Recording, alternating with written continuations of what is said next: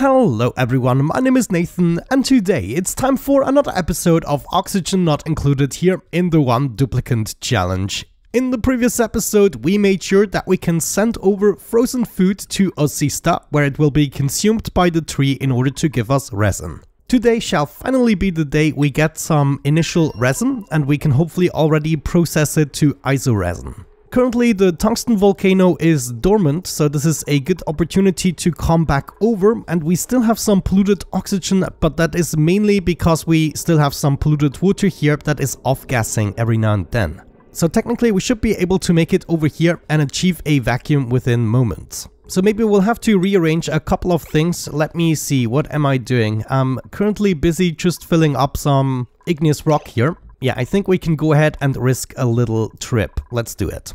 Ozista right here, it's not too far away. Begin that launch sequence and let's see what we can do about this. And this is now heating up nicely, also starting to convert the water right next to it. In these tiles here we have slightly too much steam, so we'll have to release a little bit of the pressure, otherwise the liquid vent is overpressured. But yeah, let's check this out. 1.1 cycles travel time, that is pretty darn good if I do say so myself. Also, finally, I got rid of the entirety of the food. Everything is right in here and ready to be shot. 200 kilograms might be a little bit much in terms of food. I think we can shoot this every 50 kilograms or so. Also, I might have been unclear about this conveyor loader. We'll either have some liquid here on top of the conveyor loader to cool it down, but more likely I'm gonna input the food from somewhere else automatically in the future. So this one here will only be rarely used when I have some additional food that needs transportation. So it shouldn't really heat up quickly as we are barely using it.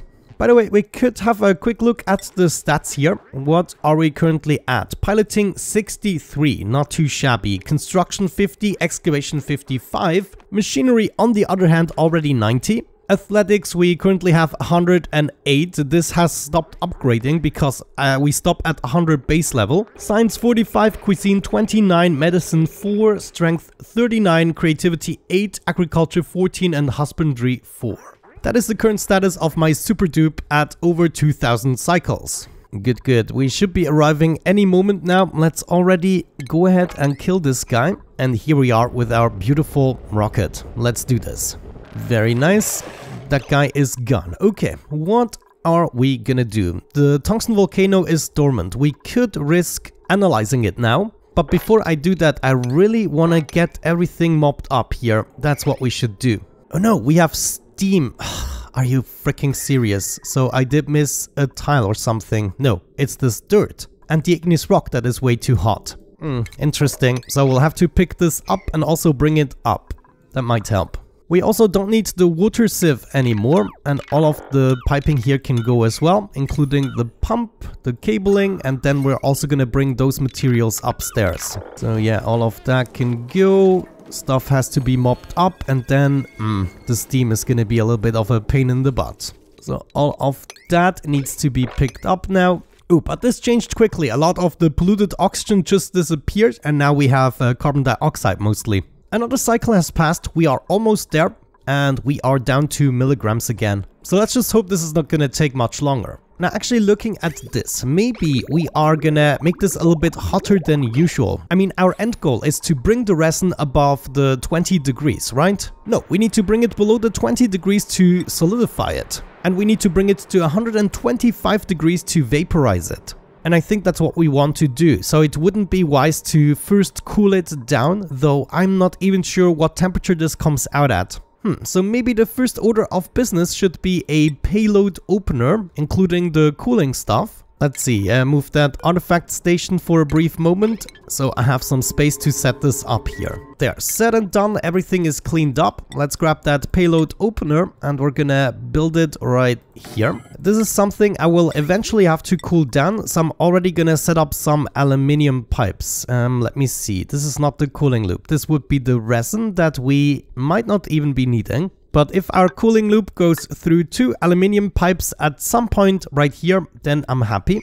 Next up, we're also going to be needing a targeting beacon that I'm going to set up right here. Now, the payloads can land up to 3 blocks next to the targeting beacon, which means we want to set up an auto sweeper like this, for instance, but then we still need the possibility to cool it down, which we can do with another tile. Let me see. If we set up a tile right here, we could be cooling down the tile with liquid on top in order to cool down the auto sweeper.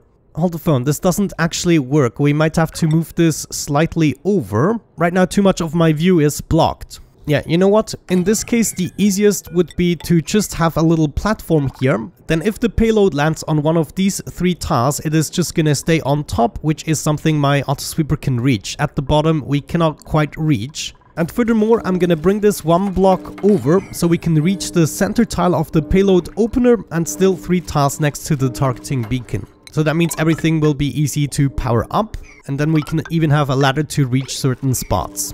Good, with that out of the way, we're now gonna expand on the cooling loop, and instead of it going through here, we don't want to cool the resin at all. So maybe to indicate that, we're already gonna get rid of that. Yeah, let's see. We now wanna move up, but not through the pump. We will be able to remove the pump. So I'm already gonna get rid of everything that is related with the pump. Wait, actually, I'm not sure. Maybe we still need the pump. Maybe we are just gonna pump the resin inside of here. Either way, we're now going up in order to cool some stuff down. First of all, we have this radiant pipe here, and then maybe we add some more right there. So I can just go up and then down at this point again. And then all we have to do is go back down, move back into the loop. Though right here, this is not convenient through the tree. So we might just be using the other side here for symmetry's sake. Yeah, sure. At this point, we probably go into the liquid reservoir and then out from here. Yeah, that sounds reasonable. Before I forget, let's set up some drywall behind the payload opener and also at least on this tile, but I'm just gonna do both. So we can keep a little bit of liquid over there to cool things down. Okay, we're now down to approximately 50 milligrams on average here on this planetoid, and it is steadily going down. I figured now it might not be the worst of ideas to go ahead and analyze certain things. We're gonna start with the tungsten volcano, and then we're gonna go with the hydrogen vents here as well. Looks like we're gonna need the field research skill here. Yeah, sure, we can take that. And thus, let's finally do it. Hopefully this guy will not be dormant for much longer. I really would like to get things started as soon as we achieve the vacuum here. Wow, this is going really quickly by now. I just love it. Look at this progress bar. Doesn't look like much, but science level 40 definitely helps. And there is the analysis already done.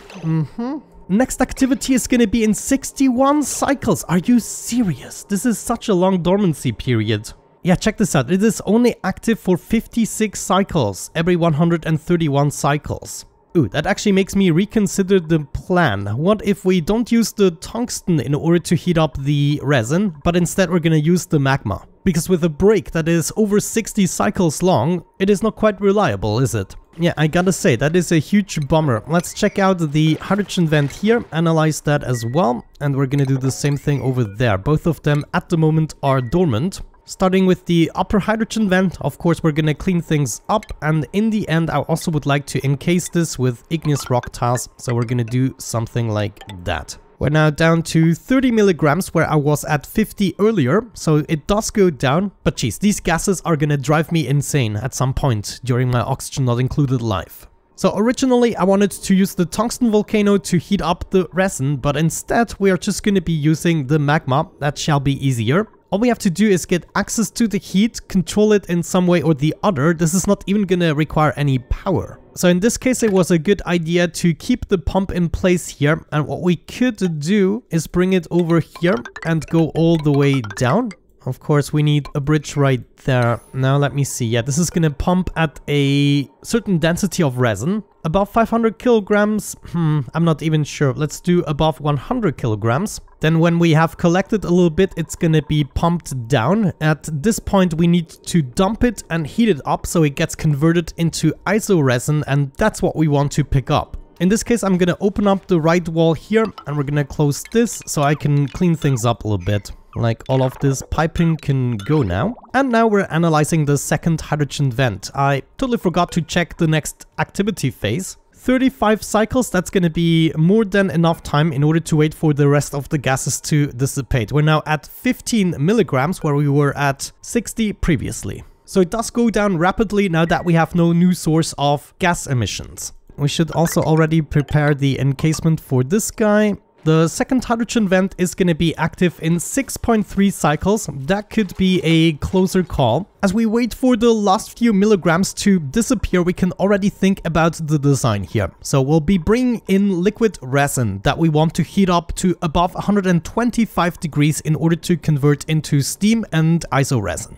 The isoresin we want to pick up and then automatically send over with a interplanetary launcher that we're going to set up somewhere. And then lastly, we'll also have to take care of the steam. So some of the steam should be brought away. Now, this could be a problem. Like, I cannot bring more steam into this room, and then if I transport it all the way up, there's a risk of us breaking the pipes in the process. Let me see, this is actually a really big problem. What if we leave a little bit of space free? Let's say we make an encasement that is approximately this size. Actually, that's nonsensical since we need the auto sweeper to cover the entirety of the contraption.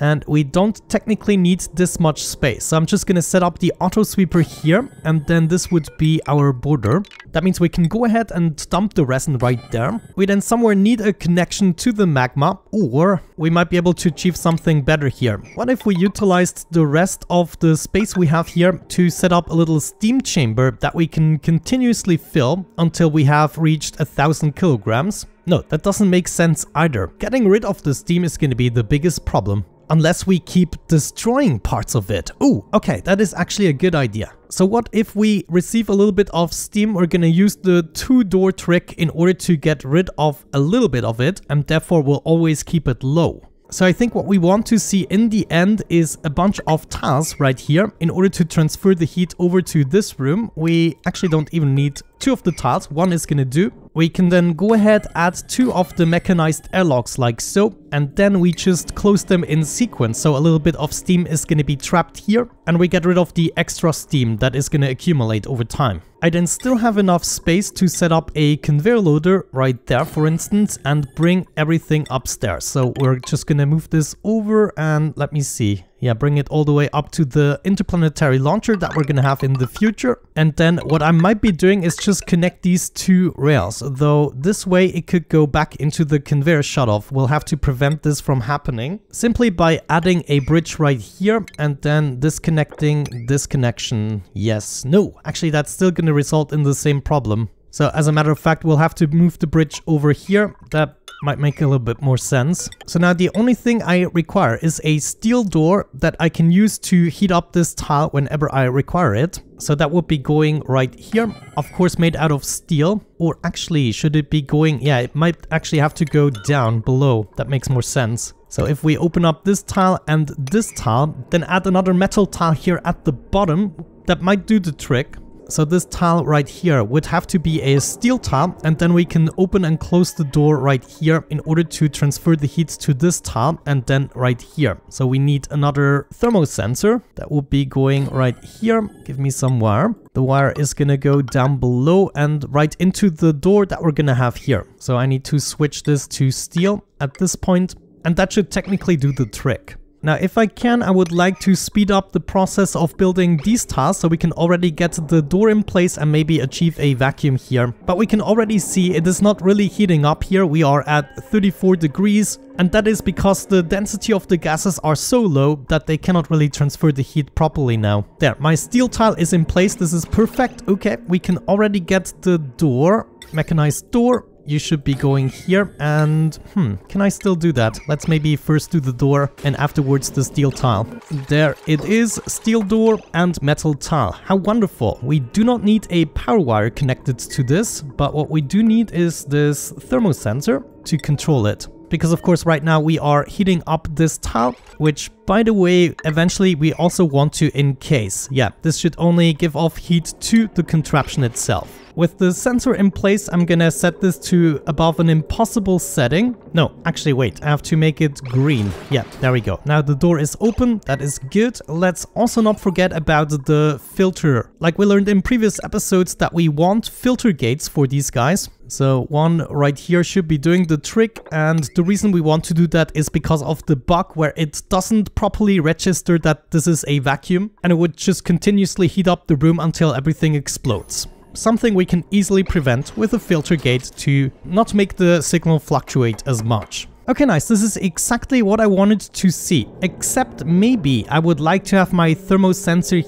here to be a little bit closer to this top, because I did not have enough steel to make the mechanized airlocks, and we might run the risk of overheating them. Though if everything works normally, we should technically not overheat them. Well, either way, we have to set up something similar we have on the main planetoid here. Let me see. Right here we are destroying the gases. Let's have a look at the setup here. It's just a timer sensor and a buffer gate, which is absolutely phenomenal. It's very easy. So I would want to set up my timer sensor, for instance, right here. This is going to be in a vacuum, so no issues. We'll get some wires out. One needs to go into the first door and the other one into the second door. However, one needs to be buffered, and that will be the second one. So I want to cut this and set up a buffer gate. The buffer gate goes right there, and just making sure that the second door here, or the first one, depending on how you look at it, closes the last. So if we have a certain amount of steam in the room, I would like this to activate.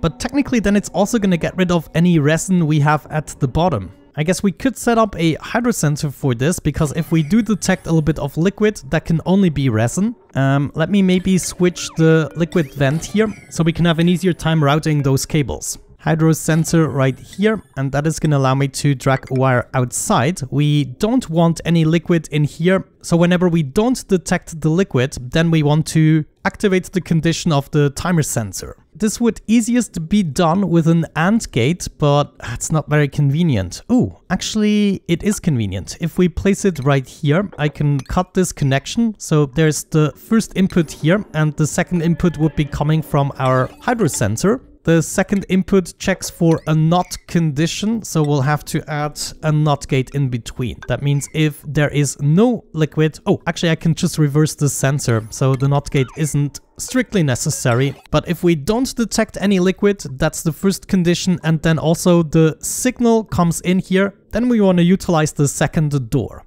This still means the first door here is going to open and close every now and then, but that technically doesn't matter since it just gets pushed to the right. In this case, we could set the timer sensor to something like 10 seconds for the green duration and then maybe 60 seconds for the red duration.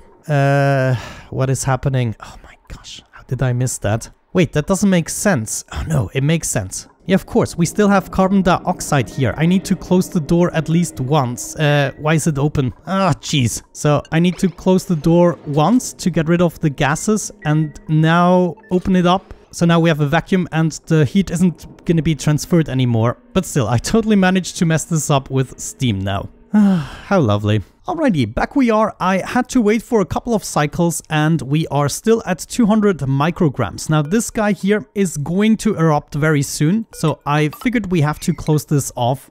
So that's the first thing we have to take care of. There will still be a little bit of carbon dioxide left, but it is so little that we actually have a chance of deleting it as soon as the hydrogen vent goes off. One thing I decided to change is the location of this timer sensor from here down to there, because otherwise it would be in a tile where possibly steam can be present, and I just don't want to risk anything at this point. Right here it is now looking good. I think we have to go below the 10 micrograms in order for the gas to self-delete. But look at this. This actually worked here with the hydrogen. The rest of the carbon dioxide got deleted in the process. That means we can also close this off and kind of forget about it.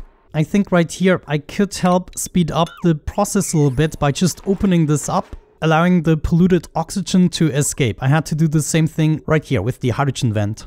Also, I'm not even sure if I showed this, but the payload opener is finished. I dropped a little bit of water here on the top, and that should now be actively cooled down, except that this is a little bit of a weird connection here. So at this point, really nothing is happening anymore. I think I'm just gonna help it out, otherwise my dupe is idle, and that is not helping anyone. So instead of just being idle, why not set up a pump, help this out a little bit. I mean, look at this, my dupe is totally motivated for this. There it is, the pump pumping away. This is definitely gonna help a bunch. I'm even gonna set up a second pump. Maybe we should have gone with a small pump. Also, I figured while we're at it, why not set up a jumbo battery here Ah, I see the problem. I guess we can just move the sensor over here, why the heck not, and then set up the battery on the left side. There, we have our stuff moved over. Let's set up the jumbo battery right there, hook it up, and this way we have a little bit of energy stored for the nighttime. At this point, I think I'm gonna activate the cooling loop so we get this already down to temperature. Let's say anything above 25 degrees we wanna start cooling down. Currently we are at 36 degrees and the water is at 33 degrees, so it's gonna take a while until this gets converted to steam. And then will you look at this, we already have a vacuum all the way to this point. This is a really good sign. And we even achieved a vacuum right here, so technically we could attempt to close this off just in time. And we did it. Yeah, there's nothing left in there. Now I need to be careful here. This battery cannot actually run as it is going to accumulate heat and we need the resin to keep it cool. At this point I'm actually really tempted to still replace this pipe here in order to keep the resin at a certain temperature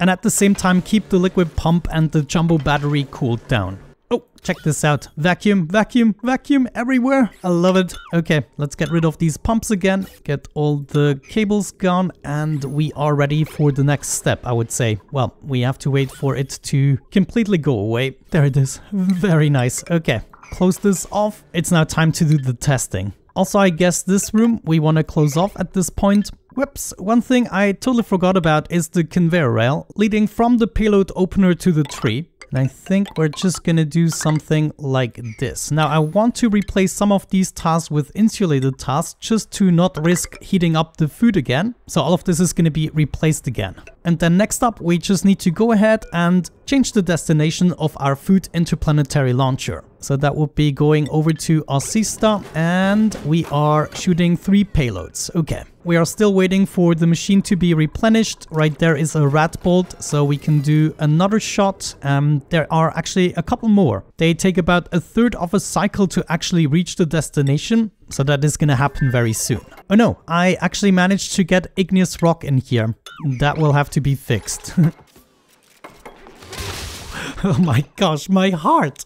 Jeez, that actually gave me the creeps. Yeah, I wish there was a way to actually feed this guy duplicants. That would be amazing. But what we're gonna be adding is a ranch farm in the future that will automatically give the experiment 52B its precious calories. Oh, there are my payloads. You can see they are arriving right where they are supposed to, and the auto sweeper is bringing them into the payload opener. Now they are opening and we have our food that is already... Wait, there was a little bit of steel left. Yeah, I totally forgot about that. We'll have to take care of that quickly and then rebuild the rails. I don't want the steel to end up here. Okay, now we have our first swamp chart heart going for it.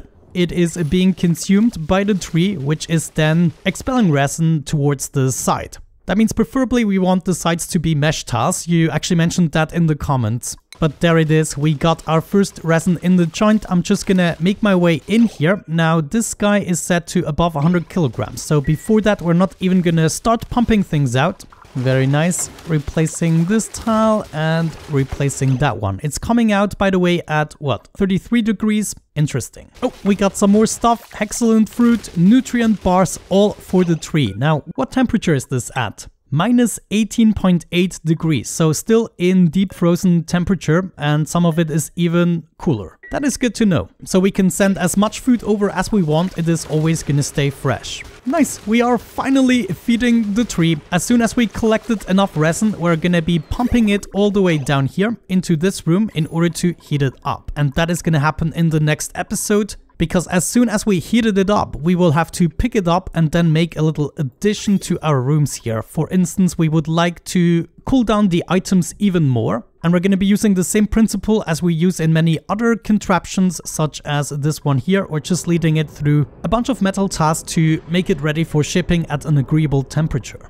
Okay, I really like it and I'm curious how this is going to turn out in the next episode. We're already at 22 kilograms. Maybe we can start pumping at 50 instead of 100 kilograms. So right now it's time to hook up the battery again, get this going, and it is charging up. Well, not quite because we are using the aqua tuner, but that is going to be something that just needs to run initially until we get to the 25 degrees. As a matter of fact, we are already below the 25 degrees now, and the aqua tuner can stop, the battery can recharge, and then eventually the 2 steam turbines are gonna help out. Great stuff. I like it. With that out of the way, let's wrap it up, and I'm gonna catch you in the next episode when we get everything in motion and hopefully also build something to send materials back home, and also before that we want to cool them. Have a great time, guys. Thank you so much for supporting the episode, and hopefully I'm gonna catch you in the next one. Bye bye.